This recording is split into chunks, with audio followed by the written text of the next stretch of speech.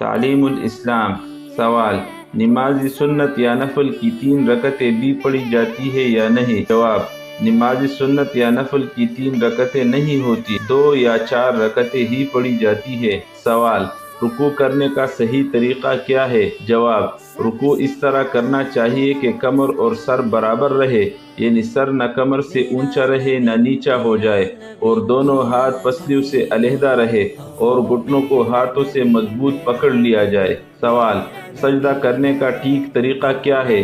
جواب: سجدہ اس طرح کرنا چاہیے کہ ہاتھوں کے پنجے زمین پر رہے اور کلائیاں اور کوہنیاں زمین سے اونچی رہے اور پیٹھ رانوں سے علیحدہ رہے اور دونوں ہاتھ پسلیوں سے الگ رہے۔